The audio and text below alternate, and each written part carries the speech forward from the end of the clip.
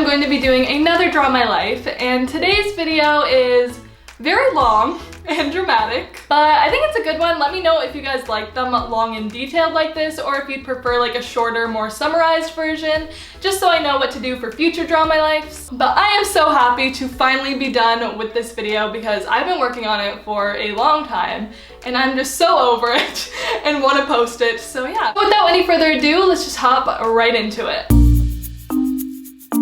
So before we get to the good stuff, we have to travel back in time a bit to 12th grade. At this time, I had a thing with a guy, let's call him Noah. It was nothing too serious, and when it ended, there were absolutely no hard feelings on either side. A couple months after Noah and I stopped seeing each other, his best friend, let's call him Jeremy, followed me on Instagram. I had never met him, but we started liking each other's pictures, and eventually we met at a party. We talked for a while that night, and he was really cool. Around this time, I was still pretty new to YouTube, and I'm pretty sure I actually hit 50,000 subscribers that night, and Jeremy dabbled in photography and videography, so he told me if I ever wanted help filming to hit him up. Fast forward a few weeks later, I was alone in my room trying to figure out this stabilizer thing I had just bought for my camera. I had literally no idea what I was doing, and I posted a story on Snapchat of me just like struggling to figure it out, and Jeremy replied asking if I needed some help. He came over that night, but to be honest, he didn't really know what he was doing either. However, I did really appreciate that he took the time to come over and try and help, especially since we barely knew each other. Eventually, I hit up Jeremy to see if he still wanted to help me film something, and he did. So he came over, we filmed for a few hours, and honestly, I had a lot of fun. After we finished filming, we hung out in my room for a bit, and I remember this moment where I was looking over the footage, and he started taking candid pictures of me, and I don't know, there was something about that moment where I just found myself very attracted to him for the first time. After that day, we would hang out on occasion, usually to have a photo shoot or to film something. One time he came over for a High School Musical marathon, which was really random. But yeah, things were like always flirty, but neither of us ever made a move. During this stretch of time was like the peak of my channel. It was growing a lot, and I started to realize that I couldn't do it all on my own, so I decided I needed to hire someone to work for me. I asked Jeremy if he would want to work for me, and luckily he said yes. The weekend before he would start, I was going out to celebrate my friend's 20th birthday, and in Canada, the legal drinking age is 19, so we were all old enough to go out, and she really wanted to go to a club that night. While I was with the girls, Jeremy and I were Snapchatting, and one of them noticed his name pop up on my phone.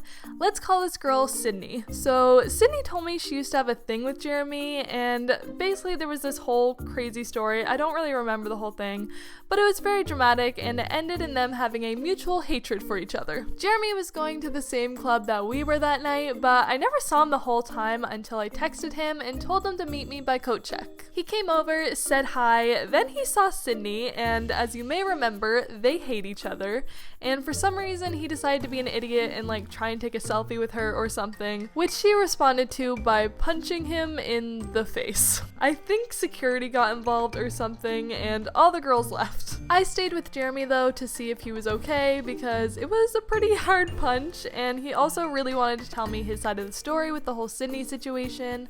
So I stayed, he bought me a drink, and we talked till closing. Since we stayed so late, it was really hard for us to get a cab, so we decided to share one. The cab was going to take me back to my house, and then it was going to take him to the hotel he worked at, because for some reason all the workers got like a free room that night or something. Once we had made it to my house, I got out of the cab, went to the front door, and realized I had lost my key. Luckily the cab waited for me because I was literally locked out of my house and my mom was sleeping. Jeremy offered to let me stay with him at the hotel, so that's what I did. Not long after we got to the hotel, we went up to his room, and I realized I didn't have anything to sleep in. I was wearing this super uncomfortable dress and these tights. It just wasn't gonna work, so Jeremy let me sleep in his shirt. We both climbed into bed, and we laid there for a couple minutes, then he leaned over and he kissed me. And I kissed him back.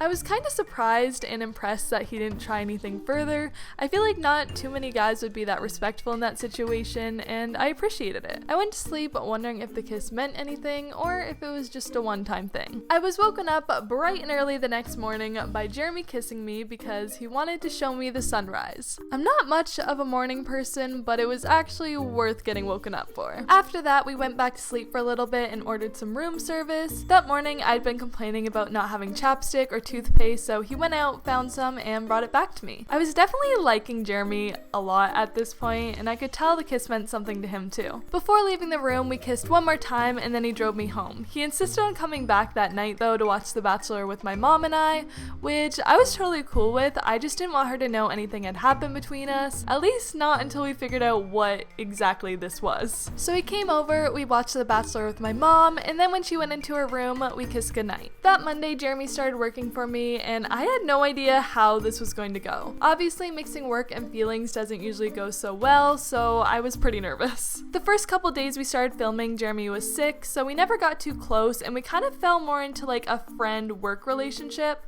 so I wasn't sure if when he got better, if we'd keep that friend-work relationship, or if we'd kiss again. I don't remember when it happened, but we did kiss again, eventually. For as long as I had known Jeremy, he had never been in a relationship, so I didn't know where he saw this going, as he just wasn't the relationship kind of guy. Over the next month and a half, we had formed a routine. He would come over for a couple days a week, we'd film, then we'd hang out for a bit, and although we kissed a lot, it never went any further than that. I don't know where Jeremy's head was at during this time, but mine was all over the place. I knew I needed a filmer more than I needed a boyfriend, so I really didn't want mine or his feelings to get in the way of that. Some days I'd think I could see myself with him, and other days not at all. But of course, he never knew any of that because we never talked about our feelings ever, which I think is so stupid now looking back at it, but I think the reason I never wanted to say how I felt out loud is because if I did, then it would become something real and I'd risk losing a friend and my filmer. At this point, I think Jeremy was a little more sure of his feelings than I was because he knew I was moving to LA and he'd often bring up the idea of moving there with me and getting a place together, but I was never too supportive of that idea. A couple days before Valentine's Day, things between us almost went a bit further than they had before, but I got scared to go there with him, so I stopped it. And I think that moment changed things for him. Once again, I don't know the thought process that went into his decision because we literally didn't talk about it at all, but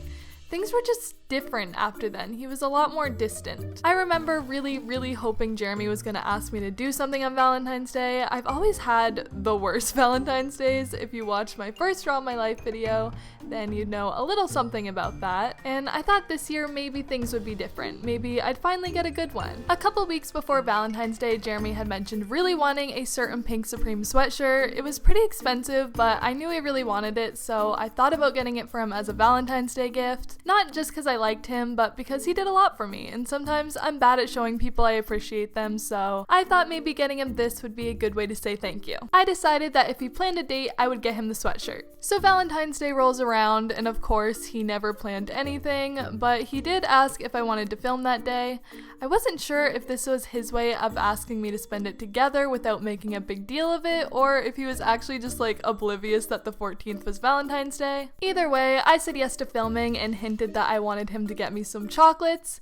He basically told me that he wasn't going to buy me any chocolate, and the conversation got really awkward. So obviously, I decided not to buy him the $650 sweatshirt. When he came over on B-Day to film, he opened the door, throws this bag of trail mix chocolate at me, literally the least romantic chocolate given in the least personal way possible, and then, to make things even better, he opened it and ate it all. It honestly felt like a slap in the face, and he might as well have not gotten me anything because I didn't get to enjoy it anyways. That day progressed into what might possibly be the most uncomfortable day of my life. I was kind of pissed, but also trying to figure out if he still liked me. We filmed a room tour, which was fine. It was after that things got really uncomfortable. Like I said before, we would normally hang out and watch a TV show after filming, but this day we literally sat in silence on opposite sides of the bed for hours. Like, actually hours. I kept waiting for him to leave, but he just didn't. After what felt like 10 hours, but was probably more like 3 or 4, I asked him if he was going to leave. He seemed very taken off guard by this question. I honestly think he was prepared to sit there all night for whatever reason, but after that, I guess he was ready to go. The next day, Jeremy came over to film again, and I decided it was about time we had a real conversation about what's been going on between us. But every time I tried to bring anything up, he'd shut me down. It was very clear he did not not want to talk about us, so I decided that I was done, because clearly he was. So we went back to being just friends, and things were good again. We never kissed or cuddled or did any of that anymore, and it was never awkward, but in the back of my mind, I always felt like it was never completely finished between us. In April, I went to Playlist Live Orlando, which was my first time staying on a featured creator's floor and getting to go to YouTube parties. I was surrounded by cute guys who were into the same stuff as me, and for the first time in a while, I wasn't thinking about Jeremy at all. But of course, when I headed home, those guys weren't there and Jeremy was. The same thing happened when I went to Cuba for a week. I met a guy who temporarily kept my attention, but when I got back, my mind would go back to Jeremy. I work from home and don't go to school, so really the only time I meet new people is when I'm traveling. I've become very used to guys coming and going from my life very quickly, except Jeremy. Jeremy was the only guy who was consistently in my life, and I liked that. I felt like I was never going to lose him, whether we're just friends or more than that. I felt confident that he was going to be in my life for a really long time. At the end of June, Jeremy was leaving for 6 months to go on an exchange program in the UK. I was sad he was leaving, but also really excited for him. We hung out one last time a couple days before he left to say goodbye. While Jeremy was still in the UK, I took a trip to LA for 2 weeks, and while I was there, I met a lot of new friends and posted a bunch of stories with a bunch of new guys I had met, and Jeremy started asking questions if I was hooking up with them or not, which I wasn't, but he definitely seemed to be jealous. One night when he had been drinking, he told me he still had feelings for me, that he couldn't find a girl like me in the UK, and that we should be in a long-distance relationship. But I was so over Jeremy and his mixed signals, and he was gone for another 4 months. Literally the last thing I wanted was a long-distance relationship. A month or two after I got back from LA, I started to catch feelings for Jeremy again, even though he was still in the UK. I don't know if it was out of boredom or what, but somehow my feelings changed while he was literally in a different continent. I came to the conclusion that when he came back, I needed to figure out once and for all if I could actually see myself with Jeremy or not. We were still talking over Snapchat every day, and he was flirty like he always was, but now I was starting to flirt back. Based on the way he was talking, I really thought that when he came back, things were going to start back up between us. When his exchange came to an end, I was so excited to see him and hear all about his life in the UK.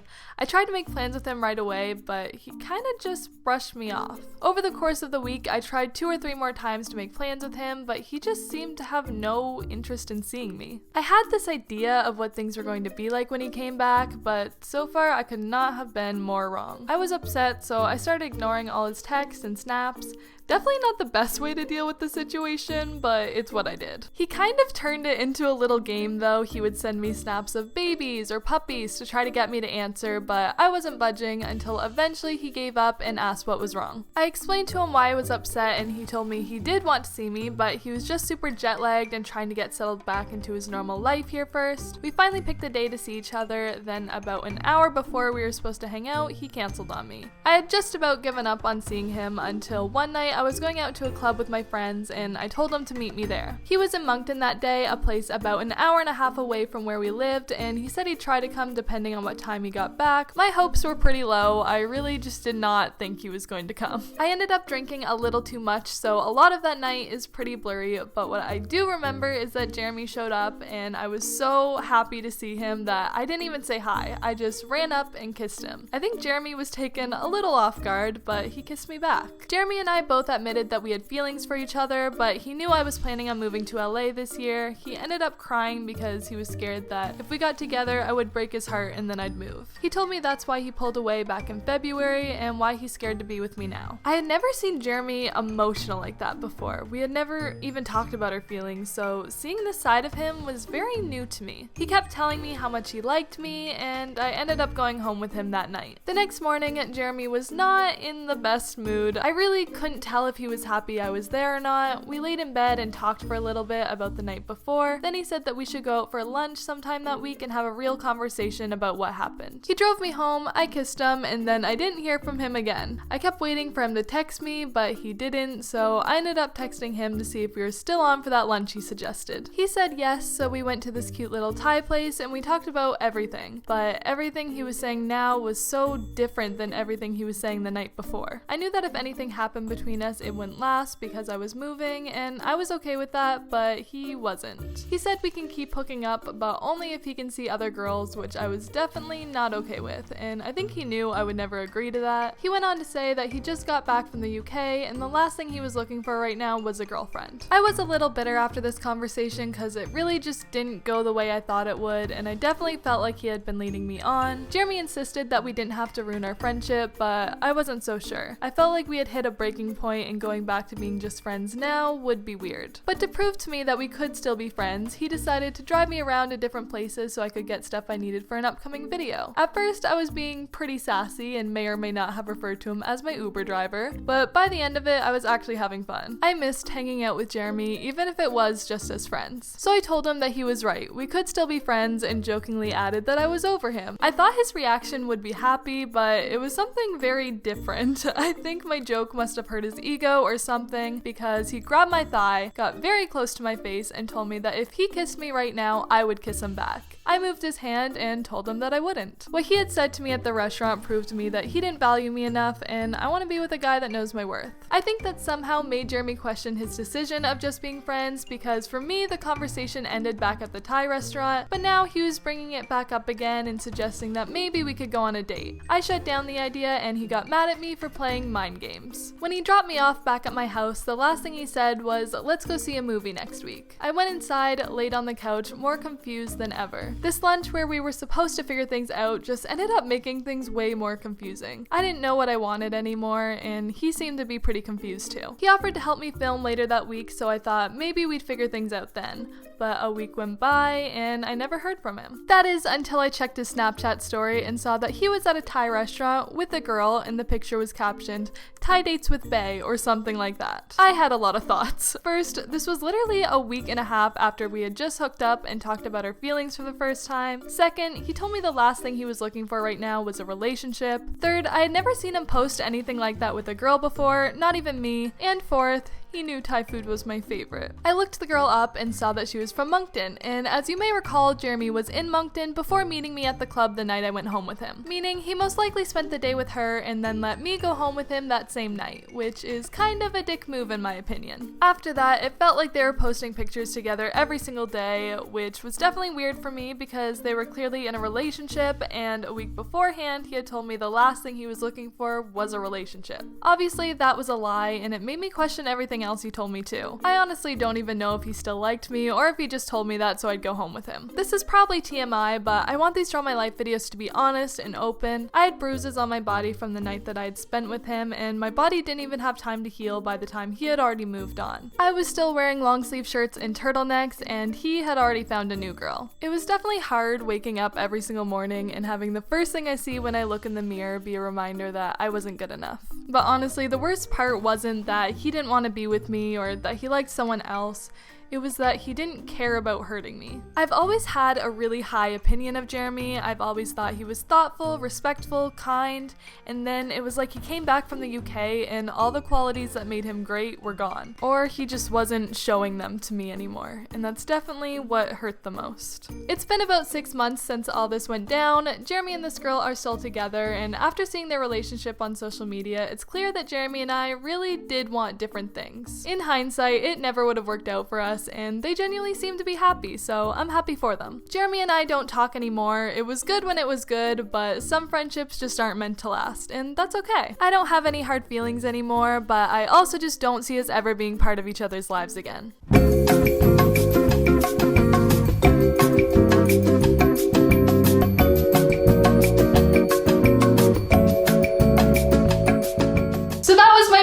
It was a lot, I know. I literally don't even know what to say, but I hope you guys enjoyed it.